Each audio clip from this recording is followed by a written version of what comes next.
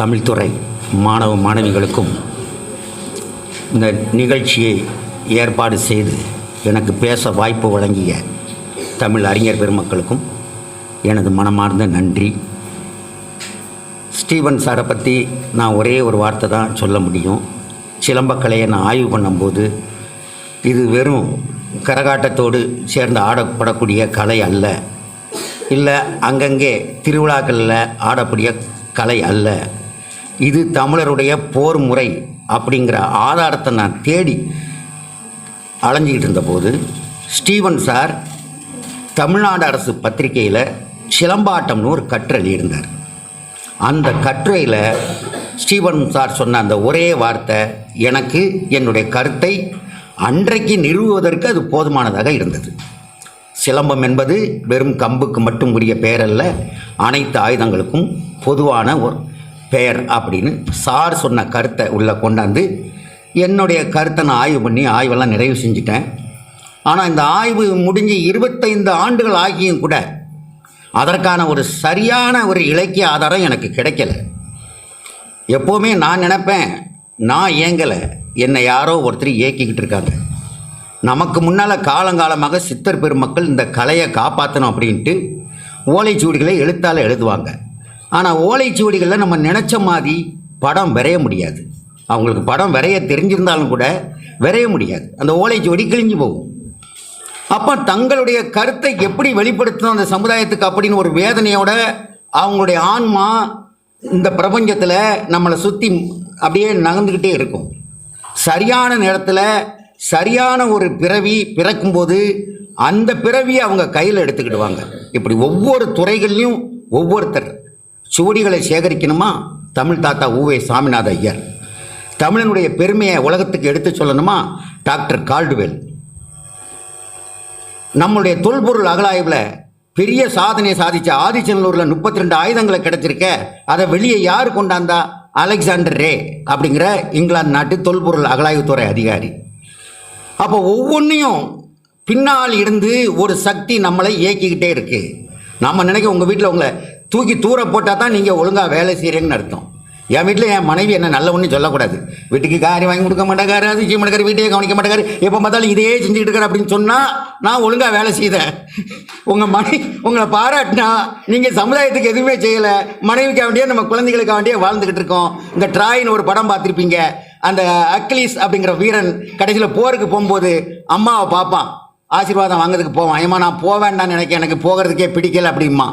இல்லை மகனே, நீ இங்கே இருந்தால் உன்னை எல்லாரும் உன்னுடைய வீரத்தெல்லாம் பாராட்டுவாங்க, உனக்கு ஒரு நல்ல மனைவி கிடைக்கும், நல்ல குழந்தைகள்லாம் கிடைக்கும், எல்லாரும் அப்பா அப்பான்னு உங்களை கொஞ்சுவாங்க. அதுக்கப்புறம் அவங்களுக்கு பிறக்கக்கூடிய பிள்ளைங்கள் கூட உன்னை கொஞ்சம் காலத்துக்கு நினச்சிக்கிட்டு இருக்கோம், அதுக்கப்புறம் உன்னை அடியோட மறந்துடுவாங்க, நீ யார் இந்த சமுதாயத்துக்கு தெரியாமே போயிடும் அப்படின்னு அம்மா சொல்லுவா. அதனால் நீ அந்த ட்ராய் போருக்கு போனால் தான் நீ வரலாறுல உன் பெயர் இடம்பெறும், காலம் காலத்துக்குமாக உன்னுடைய பெயர் நிலைக்கும் அப்படின்னு சொல்லுவாங்க. சரி சார், போர்க்கலை நமக்கு எதுக்கு முக்கியம்? இந்த ரூமுக்குள்ளே நம்ம இங்கே அமைதியாக உட்காந்து பேசிக்கிட்டு இருக்கணும்னாலும் கூட நம்ம எல்லையில் ஒரு 10 லட்சம் இராணுவ வீரர்கள் குளிரில் நடுங்கிக்கிட்டு துப்பாக்கியோடு நிற்கும் போது தான் நாம் கவிதையை பற்றி பேச முடியும், கலையை பற்றி பேச முடியும், சந்தோஷமாக சாப்பிட்டுக்கிட்டு இருக்க முடியும். சில அடிப்படை உண்மைகளை நாங்கள் நினைவூட்டுவது எங்களுடைய கடமை. அங்கே ஏதாவது பிரச்சனைன்னா நம்ம இங்கே யாருமே நிம்மதியாக இருக்க முடியாது. அப்பவும் அந்த வீரர்களுடைய பாதுகாப்பில் தான் நம்ம இருந்துக்கிட்டு இருக்கோம். அப்போ அந்த பாரம்பரியத்தை உங்களுக்கு சொல்லணும் அப்படின்னு சொல்லி தான் அங்கே வரோம். அது அந்த பாடல் எப்போ கிடச்சிதுன்னா, எனக்கு அமெரிக்காவில் உலகத்தமிழ் மாநாட்டில் விளையாடுவதற்கும் பேசுவதற்கும் வாய்ப்பு எடுத்து கூப்பிடும் போது அந்த சித்தர்கள் அந்த பாடலை என் கண்ணு முன்னால் எடுத்து காட்டுத்தாங்க. கிட்டத்தட்ட ஒரு 16 பாடல். தமிழருடைய ஆயுதம் 32 வகையான ஆயுதம் அப்படின்ட்டு எல்லாரும் நினச்சிக்கிட்டோம் வெறும் கம்பு மட்டும்தான் சிலம்பம்னு நினச்சிக்கிட்டு இருக்கோம். அந்த பாடலி தான், நீள்வான சிலம்பம் என்ற வித்தை தானே, நீதிமானே உனக்கு பகர்வேன், கூறுவேன் ஆயுதங்களின் வரிசை தனை, கோலான கோலதுவும் விளையாட்டுக்கு, மாறுபடா தலவரிசை கத்தி 100, மகத்தான சங்கிலிதான் 3, சுத்தமான வீரன் ஏந்திய கை வாளுடன் செயலான ஆயுதங்கள் 32. அந்த 32 ஆயுதங்களோட பேரும் அடுத்த பாடல்களை வரிசையாக வருது. அதில் சில ஆயுதங்களோட பேர் இன்றைக்கி யாருக்குமே தெரியாது. ரொம்ப கஷ்டப்பட்டு நாங்கள்லாம் சேகரித்து கண்டுபிடிச்சி வச்சு மொத்தம் அதிலிருந்து அந்த 32 ஆயுதங்கள் போக 80 ஆயுதங்களையும் சேர்த்து 110 வகையான ஆயுதங்களை ஐயா கையில் எடுக்க அந்த புஸ்தகம். இப்போ நான் சிலம்பம்னு எழுதலை, தமிழர் போர் முறைன்னு எழுதியிருக்கேன். அந்த ஆயுதங்களை பூரா உங்களுக்கு எடுத்து இப்போ கொடுத்துருக்குறேன். இலக்கியங்களை நீங்கள் ஆய்வு பண்ணலாம். ஏதோ விளையாட்டுகள், வீர விளையாட்டுன்னா போர்னா நம்ம நினைக்கும் புறநானூரில் மட்டும்தான் அந்த தகவல் இருக்கும் அப்படின்னு ஒரு தப்பு கணக்கு போட்டிருக்கோம்.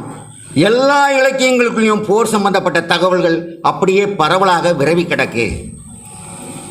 சரி, இனிமே சிலம்பம் என்பது வெறும் கம்புக்கு மட்டும் உரிய பெயர் அல்ல, எல்லா ஆயுதங்களுக்கும் உரிய பொதுவான பெயருங்கிறத நம்ம சித்தர்களே பாடல் எழுதியிருக்காங்க அப்படின்னு சொல்லிட்டேன். இந்த சிலம்பக்கலை தமிழருடைய போர்க்கலையாக இருந்தது. இலக்கியங்களில் எந்த இடத்துலையும் தமிழருடைய போர் முறைக்கு சிலம்புங்கிற பேரே கிடையாது. அதனால தான் நம்ம தற்கால இலக்கியவாதிகள் எங்களை கண்டாலும் சரி, இந்த விளையாட்டை கண்டாலும் சரி, அப்படியே ஒதுக்கிடுதாங்க. இவங்க புரட்சியாளர்கள், ஏதோ கம்பெடுத்து சுற்றிக்கிட்டு இருக்காங்க அப்படின்னு இலக்கியங்களை கூட எங்களை அதிகம் உள்ளே விடுறதில்லை. ஐயா கூட ஏதாவது ஒரு லூப் லைனில் தான் என்ன கொண்டாந்து உள்ளே விட்டுருக்காங்க. சதாவதானி அப்படிங்கிற அந்த ஒரு வார்த்தையை உள்ளே வச்சுக்கிட்டு தான் நாங்கள் இங்கே உள்ளே வந்திருக்கோம். ஆமாம், அப்போது இலக்கியங்களில் 12ஆம் நூற்றாண்டு வரைக்கும் இந்த சிலம்பங்கிற பேர் இருக்குது. ஆனால் அது சிலப்பதிகாரத்துக்குள்ள பேர், ஒளியை குறிக்கக்கூடிய பேர். புல்லும் சிலம்பினகான் புல்லரையன் கோவிலில் வெள்ளை விழிச்சங்கின் பேரறவும் கேட்டிலையோ பிள்ளாய் எழுந்திராய் பேய்முளை நஞ்சுண்டு கள்ளச் சகட கலக்களிய காலோச்சி வெள்ளத்தரவில் துயிலன் வந்த வித்தனை உள்ளத்து கோயில் கொண்டு முனிவர்களும் யோகிகளும் அப்படிங்கிற ஒரு பாடல் திருப்பாவையில் வருது. புல்லும் சிலம்பினகான் அப்படின்னு ஒரு வார்த்தை வருது. பறவைகள் சத்தம் போட்டா சிலம்பின. நம்ம ஊரில் கூட பேச்சு வழக்கில் கூட சும்மா சலசலன்னு சிலம்பிக்கிட்டு இருக்காருடா அப்படிம்பாங்க. சிலம்பல்ங்கிற வார்த்தை தான் சிலம்பல் அப்படின்ட்டு. இலக்கியத்தில் அப்படி வரக்கூடிய வார்த்தையெல்லாம் ஒளியை குறிக்கக்கூடிய வார்த்தையாக தான் இருக்க தவிர போரை குறிக்கக்கூடிய அந்த வார்த்தைகளாக இல்லை. ஒரு விஷயம் நம்ம இப்போ பார்த்துக்கிட்டு இருக்கோம். சிட்டுக்குருவின்னு ஒரு பறவையினம் கொஞ்சம் கொஞ்சமாக அழிஞ்சிக்கிட்டு வருது. ஏன் அழியுது அப்படின்னா, முதல் நம்ம வீடெல்லாம் கூரை வீடாக இருந்தது. அப்போ அது நம்ம வீட்டுக்குள்ளே வந்து கூடு கட்டும், குஞ்சு பொறிக்கும், நம்ம பார்த்து சந்தோஷப்படுவோம். சில நேரம் சில குஞ்சு பறக்கிறதுக்கு முன்னாலே வீட்டுக்குள்ளே வந்து பொத்துன்னு விழுந்துடும். இதெல்லாம் பார்த்துக்கிட்டு இருந்தோம். தற்காலத்தில் நம்ம வீடில் எதுவாக மாற்றிட்டோம், கான்கிரீட் வீடாக மாற்றிட்டோம். அந்த குருவி கூடு கட்டுறதுக்கு இடம் இல்லை. அது நம்ம மனிதர்களுடைய சேர்ந்து வாழக்கூடிய பறவையினம், காக்கா, இந்த மாதிரி குருவியெல்லாம். அப்போ அது அதனுடைய இனம் குறைஞ்சிக்கிட்டே வருதுன்னு இப்போ நிறைய ஐடியா கொடுத்துருக்காங்க. வீட்டில் அட்டைப்பெட்டிகளை கேட்டுங்க, ஒரு ஓட்டையை போடுங்க அப்படின்னு. அதை பாதுகாக்கணுங்கிற உணர்வு இப்போ தான் தோணுது, இதுக்கு முன்னால் தோணலை. எப்போ நம்ம மூவேந்தர்களும் வலிமையாக இருந்து நம்முடைய போர் பாரம்பரியத்தை வாழ்முனையில் கட்டி காத்தாங்களோ அது வரைக்கும் நம்முடைய கலைகளுக்கு ஒரு பேர் வைக்கணுங்கிற எண்ணம் கூட நம்ம மக்களுக்கு கிடையாது. மூவேந்தர்களும் எப்போ நம்ம தோத்து அடிமையாக போனோமோ அந்த காலத்தில் தான் இதை கவனிக்கணுமேனு சித்தர்கள் அப்பன்னா நம்முடைய போர்க்கலைக்கு பெயரை கொடுக்குறாங்க. அது வரைக்கும் பெயர் பதிவு செய்யப்படவில்லை. இலக்கியங்கள் வருது, சித்தர்களுடைய இலக்கியங்கள் எல்லாம். முதல்ல அகத்திய முனிவர் வராரு. அகத்திய முனிவரோட காலம் கிமு 3100ன்னு வச்சுக்கலாம். ஏன்னா அப்போ நான் அந்த துவாரகையில் வந்து அந்த யாதவர்கள்லாம் அடிமைப்பட்டு போனவுடனே ஒருத்தர் சண்டை போட்டுக்கிட்டு அவங்க நாடு இழந்து போனவுடனே 14 வேளிரையும் அவர் கூப்பிட்டுட்டு தமிழ்நாட்டுக்குள்ளே வராருன்னு இருக்கு. அது கலியுகம் பிறந்த நேரம். அப்படியானா அகத்திய முனிவர் இங்கே வந்த நேரம் 3100ன்னு வச்சுக்கலாம். இன்னொரு கதை வருது. ராமன் இங்கே வரும்போதே சுக்ரீவன் தேட போகும்போதே சுக்ரீவன் வந்து அனுமனுக்கு சொல்தான், அனுமனே நீ முதலைகள் நிறைந்த தாமிரவர்ணி ஆற்றை கடந்து போ, அங்கே பொதிகை மலையில் அகத்திய முனிவர் இருக்காரு, அவரை வணங்கிட்டு போ, உன் காரியம் வெற்றி அடையும் சொல்லும்போது ராமனுடைய காலம் கிமு 4500ன்னு வச்சுக்கலாம். மகாபாரதம் கதை நடந்த காலத்திலிருந்து ஒரு 500 ஆண்டுகளுக்கு முற்பட்டதோ 1000 ஆண்டுகளுக்கு முற்பட்டதோ ராமாயண காலத்தை நம்ம வச்சுக்கிட்டோம்னாலும் 4000 ஆண்டுகளுக்கு முன்னாலே அகத்தியர் இங்கே வந்துட்டார். அப்போ அந்த சித்தர்களுடைய பாடலில் முதல் சிலம்பக்கூடம் கன்னியாகுமரி மாவட்டத்தில் வேள்வி மலையில் இருக்குது. அந்த பாடல் வருது. நிலையான வேள்வி மலைக்கு ஏறும் பொழுது மலை துருவ மத்தியிலே குகைதானம் உண்டு, மார்க்கமுடன் அதில் ஒரு பெரியார் கலைக்கு அதிகமாக நூல்கள் பேசி கருணையுடன் இருக்கையிலே சென்றேன். அப்படி அவர் போனவுடனே அவரை உபசரித்து இருவென்று அமிர்தாரசம் பருகும் பொழுது இன்பமுடன் சிலம்பிருக்கும் வகையை சொல்லி அப்படிங்கிற அந்த வார்த்தை அங்கே பதிவாகுது. முதல்ல சிலம்பக்கலையை கொஞ்சம் வேள்வி மலையில் படிக்காரு. இன்றைக்கி அது குமரன் கோவில் நினைக்கேன், கன்னியாகுமரி மாவட்டத்தில் வேள்வி மலை இருக்கக்கூடிய இடம். அதன் அங்கே பெரிய குரு இருக்காரு. பெரிய குரு யாருன்னு கேட்டால் சிவபெருமான். அவர் கலைகளுக்கெல்லாம் அதிபதி.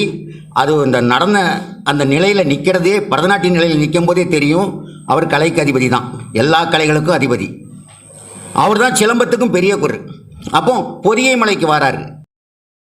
இருவென்று அமிர்தாரசம் பருகும் பொழுது இன்பமுடன் சிலம்பிருக்கும் வகையை சொல்லி கருவென்ற பட்சியுடன் வீச்சும் காட்டி திரு என்ற மந்திரத்தின் தீர்க்கம் சொல்லி குறி என்ற பொதிகையில் போய் இரு என்றார்கள். ஆடினேன் அதன் பிறகு கோடான கோடி கலைகள் கண்டு.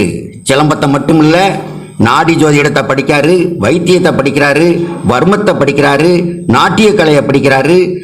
எல்லாத்தையும் அகத்திய முனிவர் அங்க சிவபெருமான்டையும் படிச்சுட்டு அதன் பிறகு நிறைய டாக்குமெண்ட் பண்ணியிருக்காரு, சுவடிகளை எழுதியிருக்காரு. இது ஒரு வரலாறு.